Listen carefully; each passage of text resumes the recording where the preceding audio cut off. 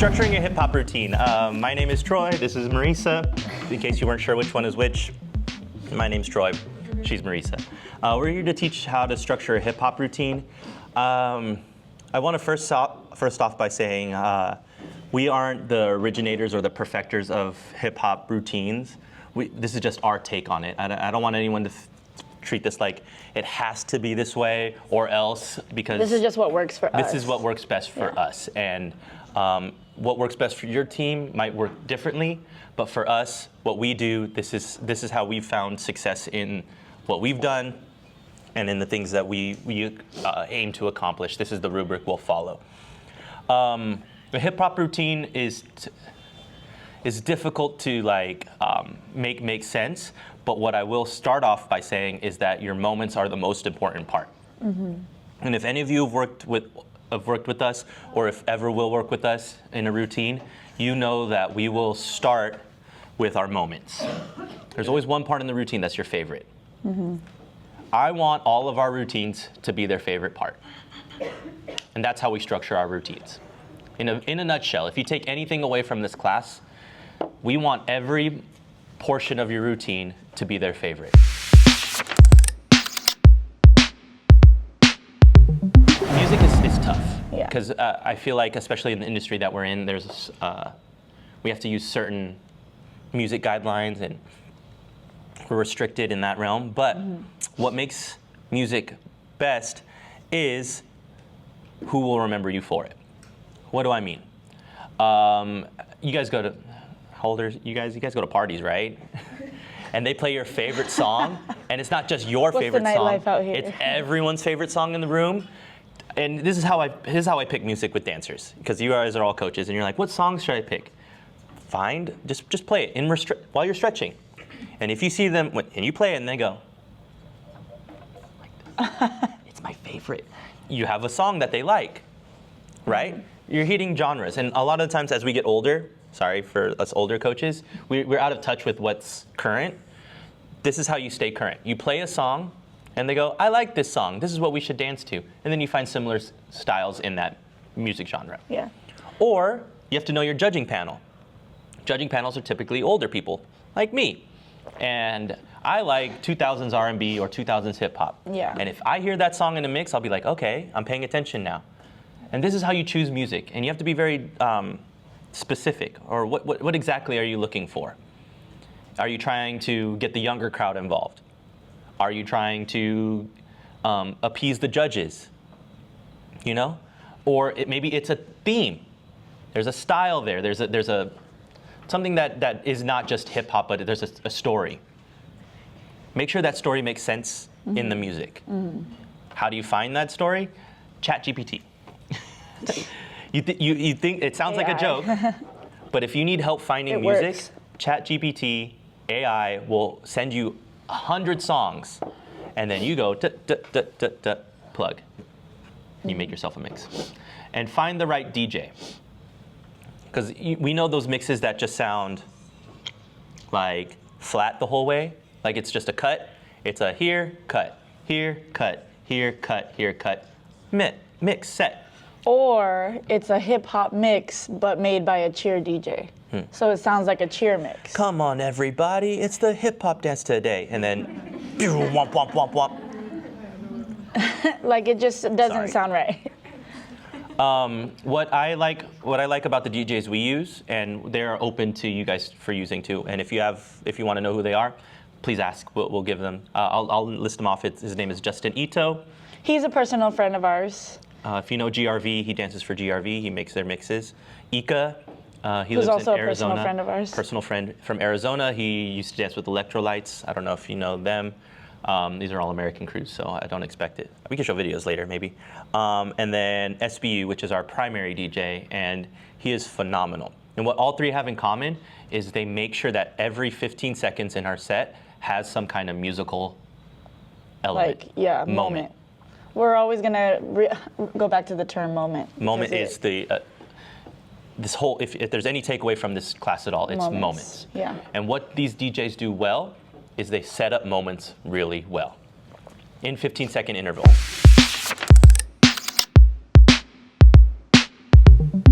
This is how we structure. From top to bottom. We start from the beginning and work our way to the end like a book. Your strong opener. Catch attention right away. Who has TikTok? If it's boring right away, do you swipe away? You're like, nope. Yeah. You think judges are any different? Do you think audience retention is any different?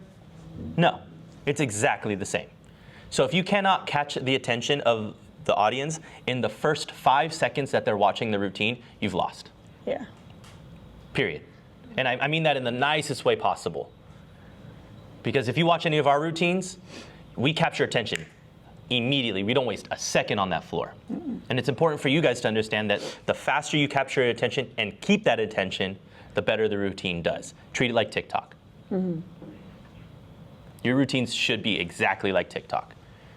Not like in the dances realm, like this Yeah, stuff, don't do right? TikTok Like, dances. Not TikTok dances or whatever, but treat the retention, the way that you keep attention on your routine, like how TikTok captures your attention. I do Instagram, and Instagram, I'll scroll for days, and it'll keep me engaged. But that's how we start.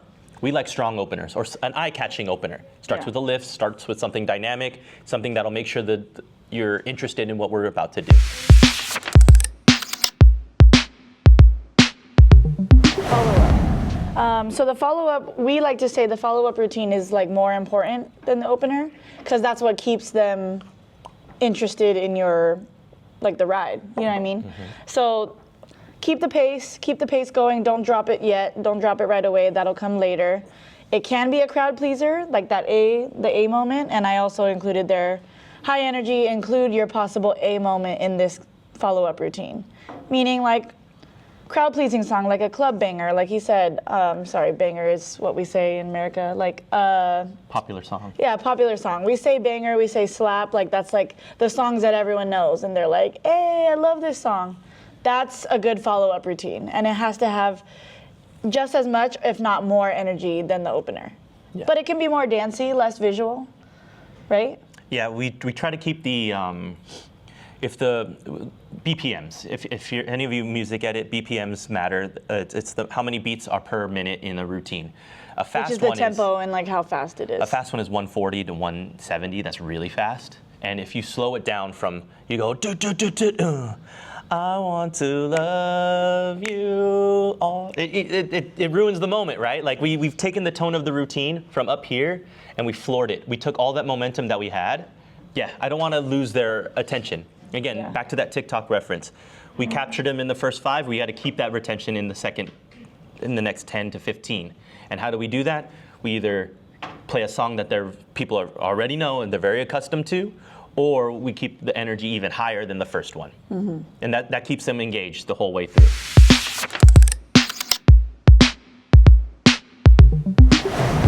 Third song. It's like we typically like to do 4 songs because our routines are 2 minutes, so our DJ is very good at keeping each section 30 seconds.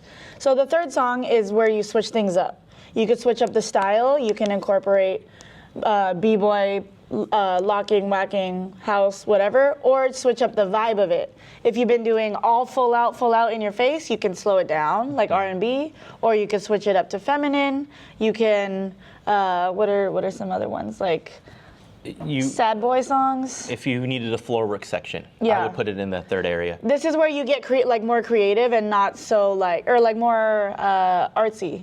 Yeah, so Yeah. I would treat it like a pitch. Like the first the first minute, you've sold them. If you got them in that first minute, you've made your pitch. Yeah, right? that's They're halfway. watching. They're paying attention now.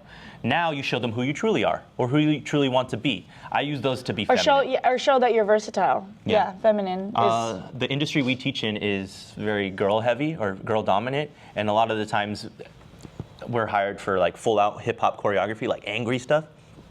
I like to lean on like the strengths of the team, and if the strength of the team is feminine hip hop, but we had 2 aggressive songs, let's show them that we're good at feminine hip hop and let's live in it for a bit, and that's your opportunity there. If you have a really good b-boy, that would be that part right there. I would embellish that b-boy or b-girl and make that section around that one person, because you play to your strengths. And I don't know the strengths of your team, but our third song is always where we kind of like, we show the strength of our team, but not in like a full out hype moment. It's like, this is who we are. And now that we've sold you on what we can do everything like everyone else. Here's who we are, and this is what this is why we're better than others. It's our personality moment.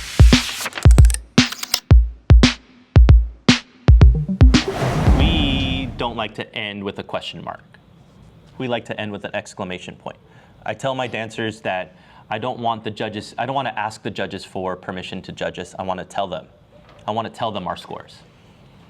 Because sometimes we'll ask, like, is this okay? Am I good enough? Right?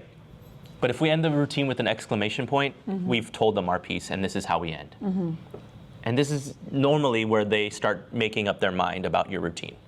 At the end of it, if you end with a question mark, the entire routine has become a question mark. They won't remember the good stuff. They'll only remember, oh, ending was a little rough. What I don't like ending in is, it's very risky, but like a team trick. Everyone will like to do a team trick after they've just in a minute and 59 seconds of full out choreography, and now everyone does a standing back tuck. And we did that. We're gonna show you guys like a video of like what we feel like is one of our most like well-structured routines, but it wasn't perfect. We ended in a team trick and someone bailed out of it, but we still won. Yeah. So we just want to show like the progression of that and like incorporating all of this into that. Yeah, there's a risk in general. It is risky to end with a team trick. But your closer should be just as memorable as your opener. So if there's any way to sell a portion of this routine to the judges, I personally focus heavily on the opener and closer as far as like what wins the competitions. Yeah, if you said pick a minute out of your routine, I would typically pick our opener and closers and mash them together. Just because that's typically what the judges want to see. They want the full out, they want the tricks, they want the flashy, and here. And it's also the mindset of the dancers too. Like if you're in the 2 middle routines, you're thinking, oh, okay, we're cruising through our routine. But if you're opening, you're like, all right, we're here, we're doing this, we're giving all our energy. Then at the end, you're thinking to yourself, well, we're almost done, I gotta give it all right now. Yeah. That's where the mentality comes in, because I feel like the 2 middle pieces are just, that's where typically dancers tend to lose energy, because they're thinking, oh, we're just going through it right now. But the opener and closer are so important in the manner of your mentality and thinking, I got to do this opener really well and I got to finish it well, you know? So yeah. So in a nutshell, this is how we comprise a routine.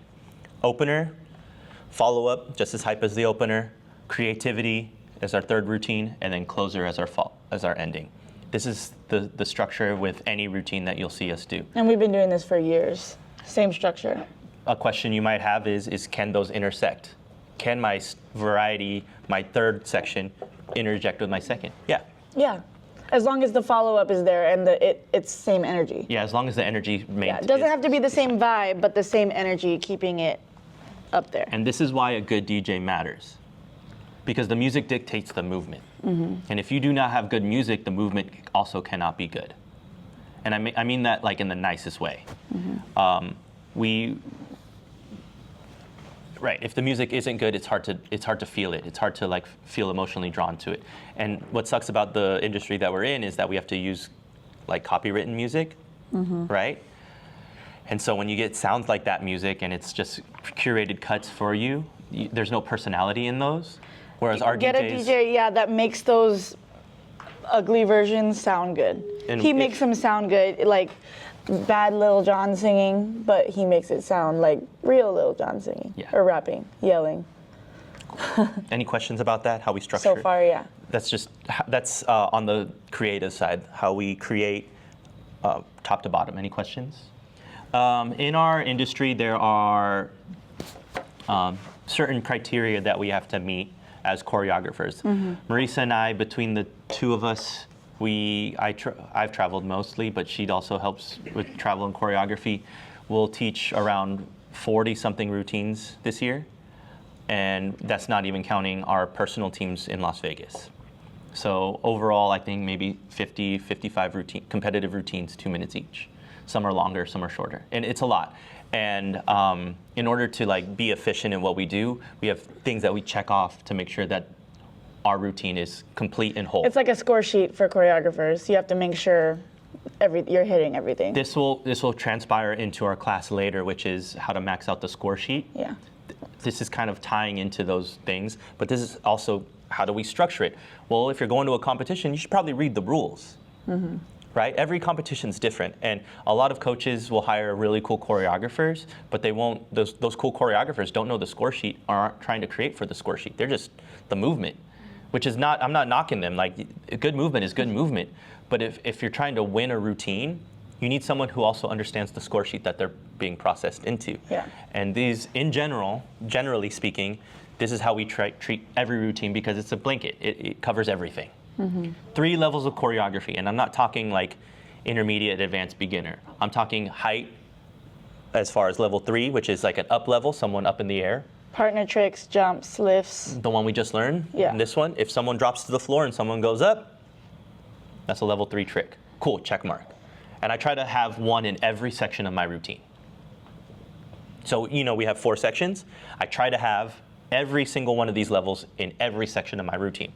A level 3, someone getting thrown up in the air. Especially 1 and 3, because 2 is kind of. 2, you're standing most of the time. That's and then 1 a given. On the floor. This is like level 3, let's go through each. Level 3 is a partner trick. That's usually an assisted lift, someone being carried, someone being put on the shoulders. Like two people. 2 to 3 people or more. Jumps, people can jump over somebody. This gets someone up, and lifts. What helps with level 3 is if you put a level 1 with a level 3, meaning. Like what they were doing earlier, the V kick to head spring. Yeah, so we take. That's a 3 into a 1. Or we put them at the same time. The V kick happens and then someone drops. Yeah. It almost like a reveal effect. And those are important because oftentimes we only dance at level 2. And we stay at this level 2 the entire routine. And it just doing choreography. Just choreography. And it doesn't change levels. And whenever you're thinking of creating or structuring a hip hop routine, in every quarter of our routine, we have 1, 2, and 3, period. So from our opener, there is a 1, 2, and 3. In our follow-up, there's a 1, 2, and 3.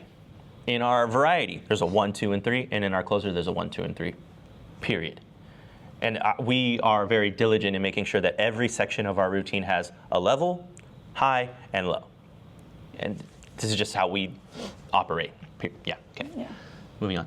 Questions about that, levels? Wait, did you hit level 1? Floor work, swipes, we learned those. That's a floor work. Slides, baseball slides, knee slides. And it doesn't have to be like difficult. Yeah, rolls, just something hitting the floor somehow. Put your knee on the floor while everyone else is doing choreography. Yeah. That creates a level, it creates a difference in levels. Yeah.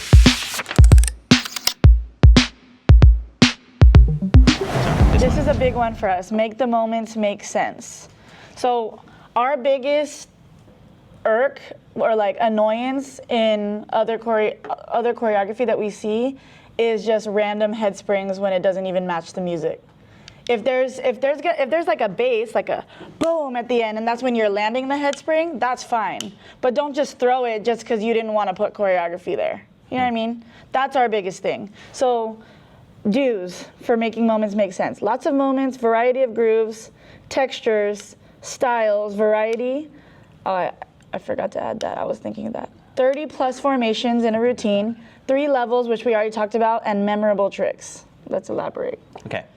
Lots of moments. And I already said this, and we're gonna beat this. It's gonna be a lot, even in the next 2 classes, I think. Moments are what make us memorable. And I want people to remember you. And when they watch your routine, you go, they did the lift and the person stood on their head and they lifted them up and they put them into the ceiling. Remember that? And it doesn't even have to be just a trick or a moment like that. It could be what you're wearing. Like a costume thing. The team with the pink jackets. That's a moment. People will remember you. The team with the space buns. Right? Yeah. We play it very safe. This is going to transpire into other things in this class, but things that will help you be remembered will help you on the score sheet. Yeah. Period. If you have a variety of grooves, this is something that you have to be humble within yourself as a coach. Are you repetitive? Are you repetitive? And just it's okay. No ego shame here. Like we're gonna need to like break down our egos. are we repetitive? Do I do the same thing over and over again? And if I do, you should be training. And you should be in a classroom where someone's pushing you more. And for us to say this in front of you is because we do it too. Whenever we're not good enough, we find ourselves in a classroom. If I find my movement stale, I get myself into a classroom. Coaches are not opposed to training. In fact, you should be the one embellishing your training more. In fact, sometimes me as a coach, I don't want to be in charge. I want to take class. You know what I mean? I want to be what's the student. Word? Yeah, be a student. I want to not be the one to make the decisions of how the class is going to run and what the choreography is and what's my cleans today, Miss Marisa, you know? Like, be a student more than you are a coach, or be a student before a coach. Yeah. And if you're struggling with movement, go find inspiration. Because yes, when you get to cleaning, you start doing things the same. You will. And it's us too. We have to snap ourselves out of it. So I watch other videos of teams that inspire me or choreography that inspires me, and I go, am I doing a good job in creating variety in my moments and grooves? Okay? I treat not all one tempo, textures. I treat my routines like a book. Page 1, page 2, page 3, page 100 first. And even like diction and how you speak. Yes. And each section is a page or a paragraph in my book. And if some of these routines sound like run-on sentences, I'll give you an example. So today I woke up and then I went to the shower and then I ate some food and then I taught a dance class and then I went to break dancing and then I taught whacking and then I did house and then we did some tricks and then we stopped and now I'm teaching a class. Did we get any of that? Today, when I woke up super early, like it's actually like 9 o'clock in Vegas right now, like, but we're here up at 9 a.m. with you guys. It's super tiring, but I was really hungry. It's 3 in the morning. It's 3 in the morning in Vegas. And then we went and got breakfast, and my kid threw a fit at breakfast. It was crazy. Do you see how just me enunciating things differently kept you more engaged with my conversation? This is a speaking technique, but it's also a movement technique. Yeah. If everything is feeling one-phrased, a flat line. It's boring. If it's all exciting the entire way, if it's all boring the entire way, we don't give them anything to look forward to. Yeah, and trust me, I judge studio competitions, which is totally different from what we do, but like it's like a couple hundred routines in a day, 8 a.m. until 10 p.m. If it's boring and your movement is not, your movement is also boring, I don't really have anything to say in my microphone. I'm kind of just staring blankly. Like, please have like the variety in your movement. Yes, yeah. and that helps. If you're unsure, try dancing a move differently. So if the move is typically like the grooves this, that we were doing. Yeah, if the move is like, I use the ramen reference, but if the move is always like this and it's always clean like this, you can take a different pathway. You can take 2 steps to get to that pathway, and you can find yourself finding different ways of executing. That way, it doesn't always feel the same. And I said this in my class: yelling it doesn't make you better, because some hip hop routines are just scream fests, and I'm just getting yelled at by these little 5-year-olds, these little 8-year-olds that, can you help? Sorry, these little 8-year-olds that think more full out is more better, when in fact, the best technique is oftentimes more controlled. Just because you can turn the fastest, but you don't connect your passe doesn't mean you're the better turner, right? Adding styles. I taught a bunch of styles, we taught a bunch of styles in hip hop. This helps with building a routine. You can put a whole section of just styles. And a lot of the times teams will give up on styles because they don't know how to teach it properly. But from experience, the only way you get better at a thing is if you feel stupid in it first, right? Some of you felt kind of like stupid in class today. That's okay. I feel stupid every day. Every day I talk, sometimes I'm like, why did I say that? All the time. But in general, you have to learn how to fail through those, and then you get inspired again. You watch videos, or you train with someone who can teach you those styles properly, or ask us, and we're happy to help. But those styles help build routines. Like if you want a b-boy section, that adds a style. If you want a whacking femme section, that adds a style. But don't have it all be hip hop, meaning like all the same movement, all the same time. It gets really boring really fast, and that's the goal, is to not have the judges swipe away. Swiping away means they go to their score sheet. They go, boring, didn't like, now they're looking for something to judge. Yeah. Oh, her arm was off.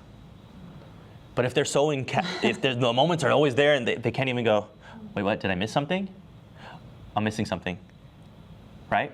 The goal is to get that pen off the paper and the mouth away from the microphone. The more moments you put, the better the routine is. 30 plus formations. This sounds scary. 30 formations. Do it.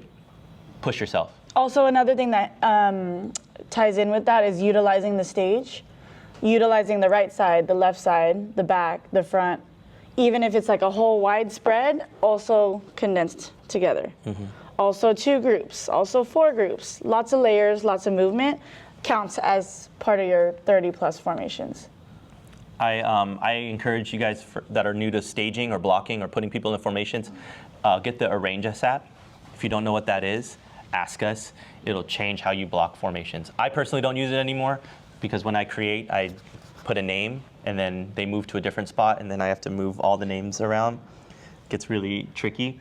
But as starting out and you just want to have fun and you want to figure out new formations and how people transition and travel. Shapes and... Arrange Us. Yeah.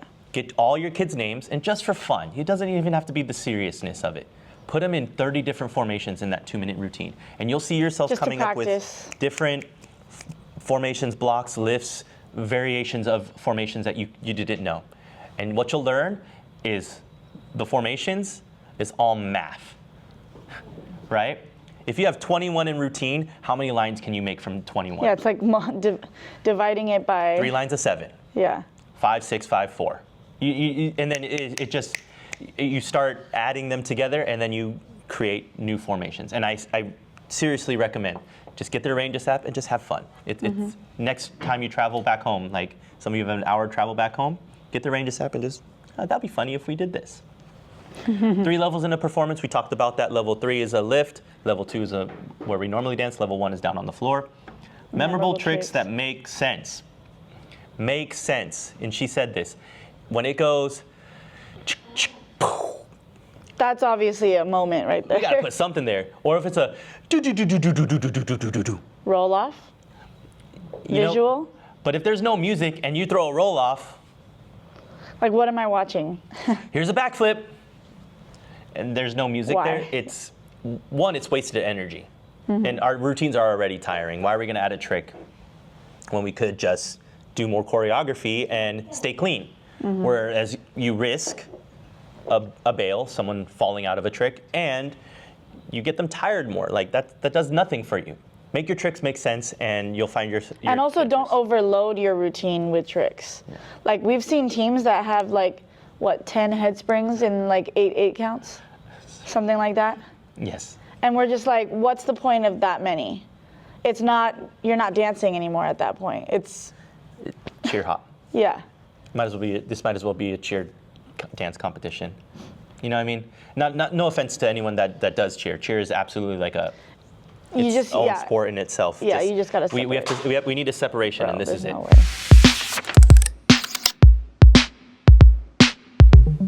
Costuming, and I get this question a lot, like all the time. What should our costumes be?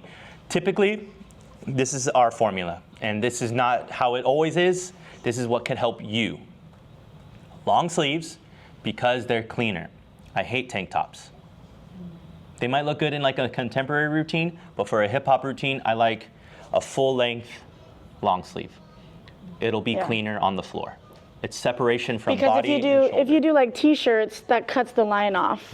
This is why I also like when I'm judging like studio stuff, I hate when they wear like unitards and then have bare feet. If it's like a black unitard with bare feet, skin tone, then all I'm looking at is your feet. And if you have terrible feet and you're not pointing your toes, then all I'm looking at is your feet the whole time. I'm not even watching you dance anymore. Yeah, and the goal is to not lose attention, right? And if we're picky like that as judges, your judges will stop appreciating the routine, and instead they'll look for flaws in your routine because you're not composed properly, right? Baggy pants, this is simple, but I don't even know why I put baggy pants. I just want pants in general. Or a long shape, meaning if you are going to wear shorts, make sure that there is a contrast from short to bottom. meaning wear longer socks or High top shoes. High top shoes, or wear compressions underneath it so that it breaks up the knee to the foot. This is just so you guys look cleaner. This is not because I think this is how hip hop dancers should dress. This is just a cleaner overall look. White shoes. There's two.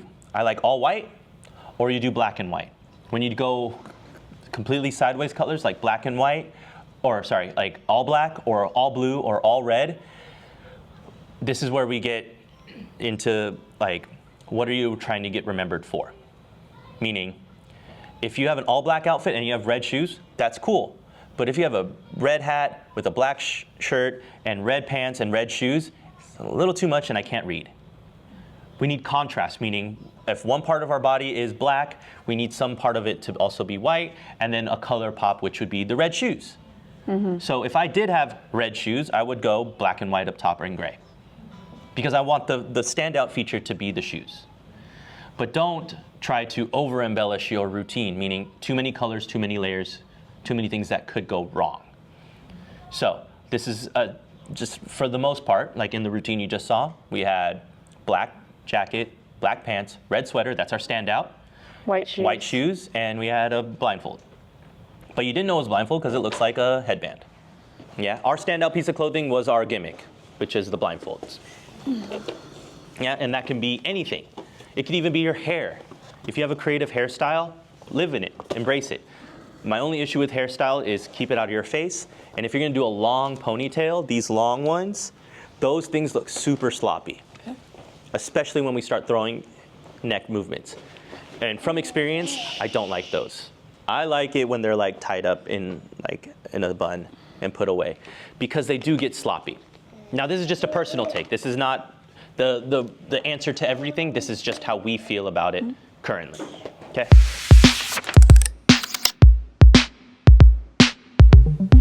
Wrapping this thing up, I'm sorry. Take risks. This is huge for me. I feel like a lot of coaches are afraid to try. Push for a new trick or style and don't give up. Fight for a gimmick and make it happen. Choose a song not everyone would choose. How do you become innovative? Is you try. And people are so afraid to try that they will just copy what everyone else is doing. And this is why all the routines look exactly the same. Yeah. You know what I mean? You know how many replicas of UNLV I've seen in the last 2 years? The orchestra one. Yeah. Right? And now I'm probably going to see a bunch of Michael Jackson routines because LSU. Was that a risk for them? Of course. Or another Michael Bublé. So all I'm saying is you're going to have a bunch of routines and a bunch of tricks. Uh-oh. Don't touch Jovi. He's part of the class now. Don't touch Joven. You know, make sure he doesn't touch it. He might break it. Jovi. Oh gosh, both of them now. Daniel, go away. Daniel, go sit. I'm getting all the way. He's gonna get mad at you. Okay, Keep sorry, I'll going. keep talking. Push for a new trick. I'll give an example. Oh my gosh, he's really looking at it. He's looking at himself. Joven, go kuya. Jumping, go kuya. I gave a trick pattern that I don't normally give to a lot of teams. And it's scary. Some of these lifts are scary. Some of these tricks are scary. But I said, this is the defining moment of your routine. And I know it can be difficult. And I know it's scary. But I rehearsed it with them and I tried over and over again. We got it. Girls felt confident. When I leave and I ask them to send me videos, they go, oh, we took it out. And I go, why? Oh, we just added a head spring. Why? Oh, we couldn't get it. Why? Didn't try, or tried like once and then said, Let's it's just not play going to it safe. happen. Yeah. Then you might as well do your routine from last year. If you're not trying to improve or grow your routine, why are we trying to put a routine on the floor? You're just going to look like everyone else. And if you hired me to look like everyone else, I'm not going to give that to you.